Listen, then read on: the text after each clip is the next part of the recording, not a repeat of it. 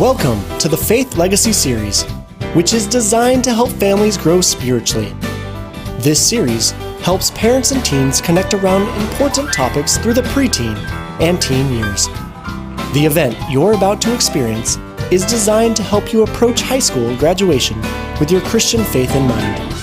Chap Clark, author, professor, speaker, and youth worker, will help you consider what's most important as you launch into the adventure that is life after high school.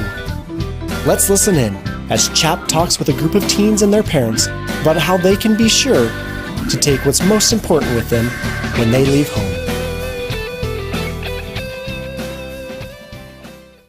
We are here to talk about something that is actually a rather odd name, okay? It's called Sticky Faith. It's a weird name. I didn't come up with it, don't blame me. But a bunch of really smart people that I get to work with kind of got together a couple of years ago, actually about 6 years ago now, and tried to figure out what is happening between young people who grow up kind of as, in middle school and then into high school, primarily from churches, but sometimes from other organizations that have at the center of their organizations or the church this trust in Jesus, this belief in God, this connection to a church, and then what happens when they go away from high school, whether it's college or military, and they kind of leave the house. What happens to them? Because there's a lot of people out there that are saying that an awful lot of kids, after they graduate from high school, they really graduate from a faith, even if they have kind of a lifelong faith. That's what a lot of people have been saying for a long time. So I'm actually part of a school, a place called Fuller Seminary, that has people that study theology. That means what's God up to in the world? Intercultural studies, that's kind of to understand different cultures, and then School of Psychology to understand who we are and how we relate to each other. And we had a bunch of people that are studying teenagers and families and marriage and church, and we all got together and said, we got to figure this out, and we did. We did this major study, and continuing now, even to this day, and that is the Sticky Faith study that tried to figure out what makes faith stick when you leave. When you graduate from high school, and in our research actually, and we'll be talking about this a little bit as we go, what we determined is the very best kids, the students, and I say kids because I'm old, I'm somewhere between 38 and 58, okay? I am. Until this thing comes out, and then I may have to change those numbers. All right. What's interesting is that, you know, as teenagers kind of grow up and graduate, according to our research, and it's hundreds and hundreds of students we've been following, 80% at least across the board in the U.S. Say they're going to stick with their faith. That the faith they grew up with, in their family, in their church, in their organization they're part of, they love Christ, they want to follow Him, and they're going to take that right on into college or military, wherever they end up going. Over 80% say at the end, by the day they graduate, I am going to hang in there as a Christian. And what we determined was, we mostly studied the best of the best. Looking around the tables, that would be you guys. That's those of you at home or in your church watching this. You're the best of the best because you are most likely seniors in high school with parents or step-parents. Maybe some youth workers are with you guys, some grandparents, and you kind of hung in there to this point where you're 17, 18 years old, and you're ready to ask these questions as you go through your senior year and get ready to leave the house. That's the kind of students we studied. And what we determined was after 18 months, roughly half of those students that said, most of them said, we're going to hang in there, had basically either taken their faith and kind of put it on a shelf, or they completely walked away and said, yeah, it's just not me anymore. I'm just not that interested anymore. And we kind of want to know what happened. Why did that happen? And everything we're going to be talking about through this entire series is to kind of look at that thing. So the first little point, we got three kind of little sections to this deal. That's a fantastic thing as we kind of unpack this. First of all, I just need to help you guys to understand something and let your parents understand something. You have a little outline there before you. Faith that doesn't stick. Now, one of the things we have to talk about is not just faith. We need to talk about just kind of growing up in general, because in the church, what we so often say is that, people go through faith development, whether they're 3 years old or 7 or 12 or 16 or 22 or 35. And as you grow up, you go through a lot of changes and different stuff happens as you try to figure things out. And yet, as a believer in Christ, as a person that goes to church, as someone that takes faith seriously, we kind of act like, well, if you're going to love God, you're going to love God. You're going to be a Christian. And it's like there's no development, there's no kind of changing of a depth of what that means. We kind of separate those things, that you can be a developing 12, 15, 18-year-old in your life, and yet as a believer, we're told the same things in 7th grade that we are in 10th, that we are when we're seniors in high school. We can't separate what we call human development from spiritual or faith development. What you guys are going through and what you're about to be launched into is a faith development period that's kind of going to hit a crisis point. It does hit a crisis point for all of you.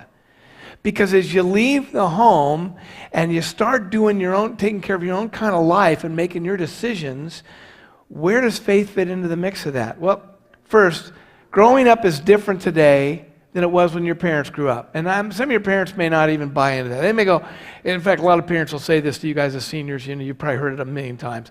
I get it. I completely understand what your world is like because I've been there, right? And they give you that line, and you act like you guys know, you have no clue what you're talking about. But parents actually think that things have changed exactly the same since they went to high school in 1936. I mean, exactly the same. And here's part of the problem is as adults, when you get out of junior high and high school and you start moving into adulthood, what we do is we kind of take all the weirdness of our own adolescent experience and we don't really know what to do with it. So what do? It's kind of like the yearbook of our soul. We dump it into a shoebox, we put tape around it and get a Sharpie and write high school, and we take that shoebox and we shove it into the garage of our soul on the shelf. And then your parents go, hey, high school, piece of cake. High school, awesome. High school's fun. In fact, here, you ever heard this one? I love this. High school is the best time of your life. Anybody ever thrown that one at you? And then when they do that, then you go, oh, great, perfect. So what you actually mean by that is that this is as good as it gets. That's what you're trying to say. Life will only get worse from here. Thank you. That's very helpful to me as a 10th grader who hates everything. Okay, great, awesome. And this is painful even for me. My 2 worst years were 7th grade. Life's changed. Life has changed so dramatically, and it's changed kind of exponentially. It's getting much more complicated. It's getting much more difficult to know what the rules are and what the roles of people are and how we navigate into adulthood.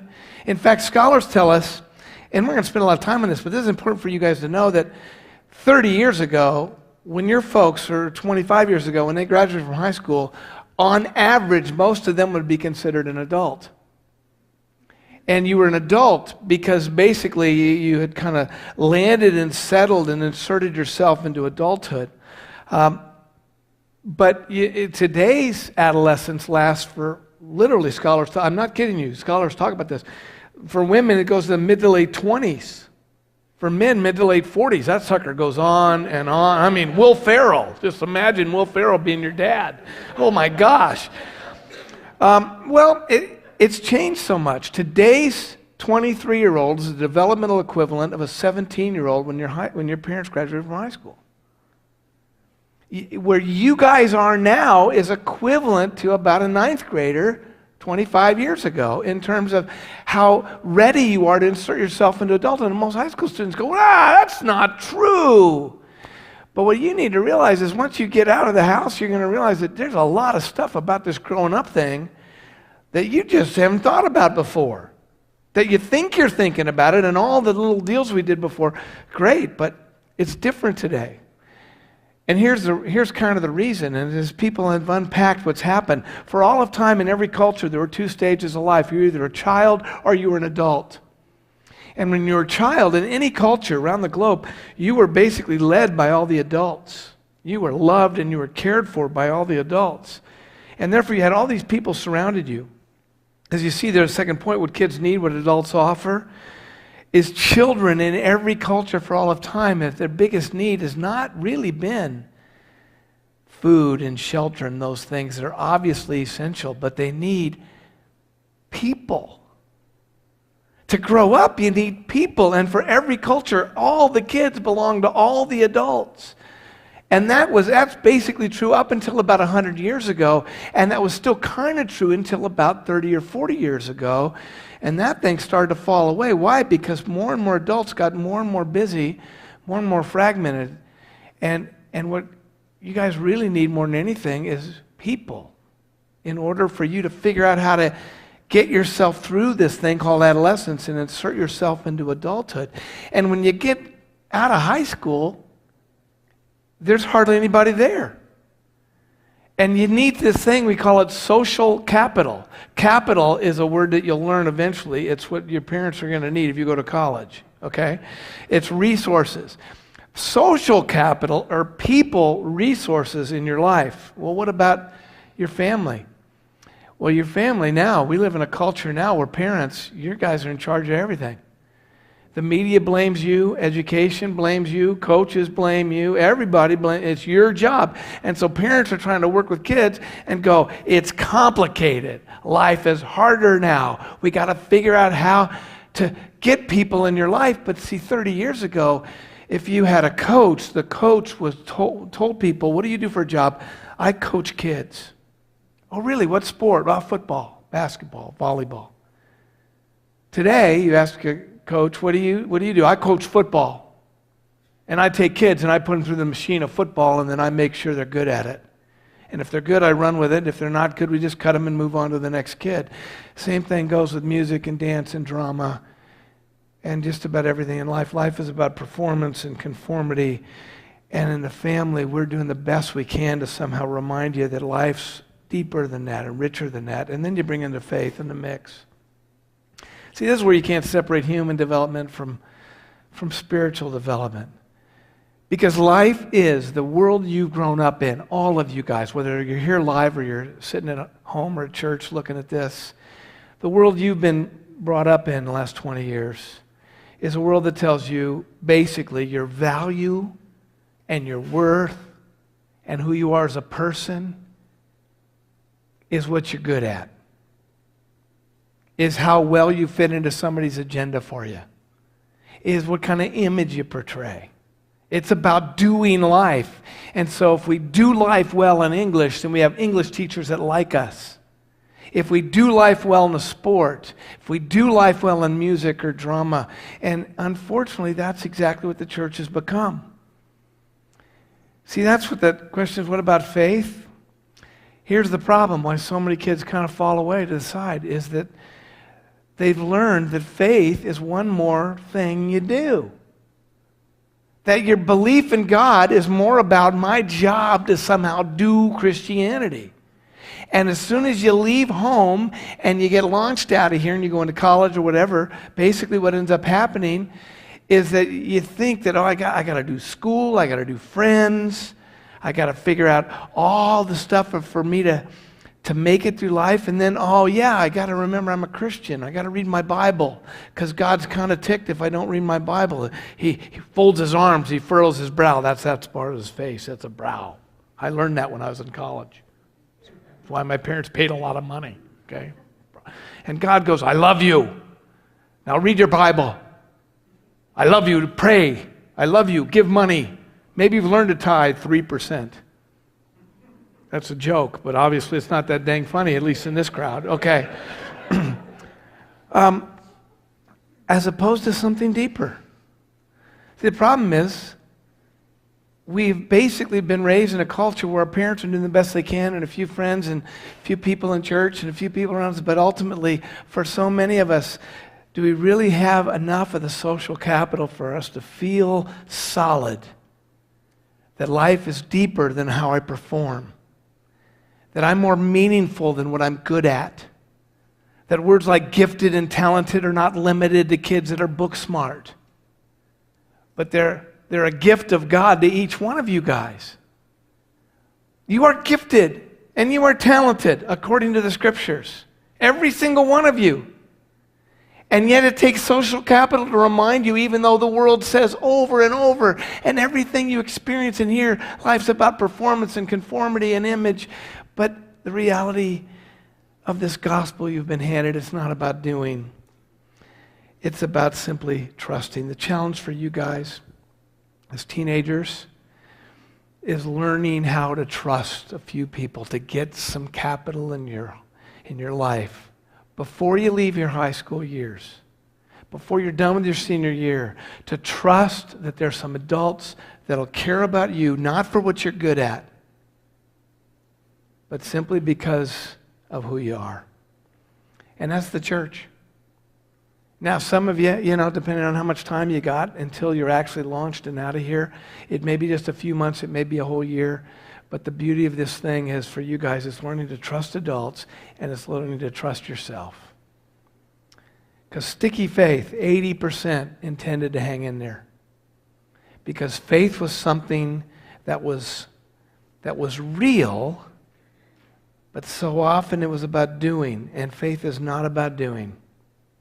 Faith is about trusting Jesus Christ. And the doing follows the trust. And we'll be talking about that. And to trust Him is you need to have enough people around you to walk with you, to hear His voice through them. You need capital. You guys, in order to really make it in college, military, wherever you end up going, you just need to let a few adults in your life. You need to start sharing your life a little bit more openly than you ever have in your whole life. You need to explore what you're feeling and thinking and wishing and dreaming, what you're regretting, where you feel sad, where you feel good, and allowing a few people to kind of surround you so that when you go to college, you're not just kind of thrown out there to the wolves. That's the challenge for you guys we'll be talking about tonight and in the series that we're looking at in this one. Challenge for parents is parents and grandparents, step-parents, our job is to create an environment that's a holding place for our kids before they're launched. Our job is to make sure they are ready and prepared with the relational, social capital that they know absolutely that despite whether they do well or they fall, when they hit a home run, when they strike out, when they're sad and lonely and afraid, or when they're just doing great and feeling good about themselves, that they've got a choir of people, a sticky web of people around your kids. And that's going to be tonight. Because the kids that made it, the students that held on to faith, all the other outcomes worked out too. They were also better friends to other kids at college or in the military. They also were stronger people. They also had a stronger voice and a sense of self as they move forward. And that's basically what we're going to be talking about tonight. How do you develop that strength and ultimately that strength in Jesus Christ? So when you get out of here, you got a sticky faith, a faith that lasts. So that's kind of our first deal. If you want to turn your page over, you see we're going to now spend a little time doing some discussion questions. This is going to be fun. Here's how we're going to do this. To get you kind of ready for this, we're going to break you up into two different parts. If you're not exactly sure which you are, there's only one difference between the high school kids and the parents and grandparents. One difference between you. Gravity. Okay? Wrinkles and backs and things. Oh. See, at this stage of your life, you guys need to start learning that your parents are a lot the same as you are. In fact, the only difference between you guys and a 60-year-old is gravity. Seriously, every 60, 70-year-old in your church, every single one is a sixth grader lost looking for their locker. Next time you see some old person that's like, they get mad because we got all those high school boys that can't afford belts.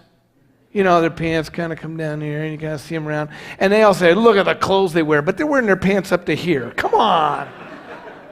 You got to be kidding. Whether they're here or here, we're still the same. But we're going to, for the discussion, we're going to start with parents. We're going to give you a chance, parents, to kind of begin to get used to giving capital to your kids. So that's your first discussion question. You're going to do this at your table, parents. Even everybody at your table hear this, even if you got 2 or 3 families at your table. Here's what you're going to be doing. Each adult here to look at your kid in the eye and describe one character trait that you appreciate about them, okay? Not, oh, I just love it, you kicked a goal in soccer when you were 8. Awesome. Now, one character trait, something about who they are as a person that you admire and you love. And make sure every adult does that for every student at the table, okay? Then, kids, you guys do the same thing to your parents, okay? Now, it'd be a lot easier for the seniors in high school to do this because they're much more used to telling the truth and to speaking openly and thinking about the things that really, but they're not so used to telling you, but they're so used to describing this with their friends. That, by the way, when you look at a bunch of teenagers together, that's all they do, you know. They just hang around affirming each other. That's basically high school right there, right? So parents and grandparents, you do it first. And after you've all done it, then kids, you look your parent in the eye, mom, dad, step-parent, parole officer, whatever, you know. And you say, some character trait. I really appreciate this about you. All right? And then when you're done with that, then families, you kind of spread out as families for a few minutes. Take 15 minutes for the whole thing. Spread out as families. And then you do that second part there where the parents tell the kids and kids tell your parents. You'll see that on your sheet, okay? Any questions? Perfect. Go.